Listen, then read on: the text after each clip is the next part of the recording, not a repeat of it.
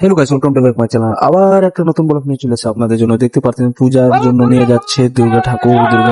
এই ঠাকুরের জন্য সবাই একদম রেডি হয়ে আছে, যে দেখতে পাচ্ছেন। তো এটা হলো সিংড়া কাটার মন্দির। সেদিনকে আমি দেখাচ্ছি অন্য ব্লকে, তো রেডি হয়েছিল। তো আমরা আজকে চলে আসছি মিলন মোড় থেকে, বলতে চেকপোস্ট।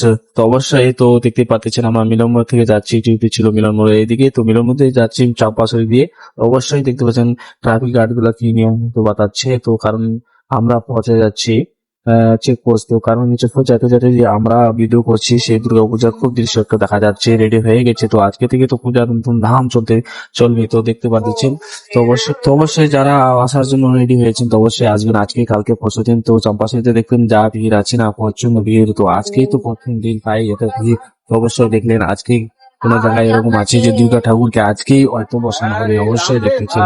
তো আমরা আজকে চম্পাশাড়ি দিয়ে চেকপোস্ট যাচ্ছি। তো কারণ হচ্ছে এত ভিড় লাগছে কি পূজার জন্য।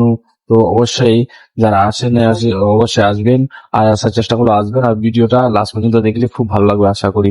আর আপনাদের জন্য আমি ভিডিওটা বানাই, তো আশা করি একটা লাইক অবশ্যই হবে।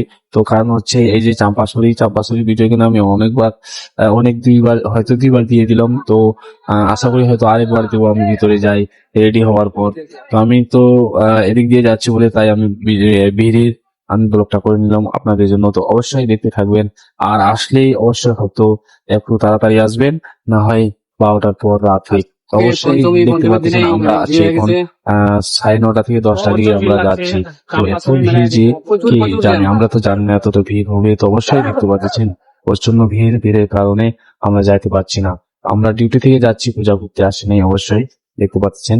আর সবাই হয়তো পূজার জন্য বাইরে হচ্ছে, সবাই জানে আজকে ভিড় হবে না। তো কারণ রাস্তায় জয় ভিড়, আর সবার ইচ্ছা আছে কি ভালো একটা মন্দির দেখবে।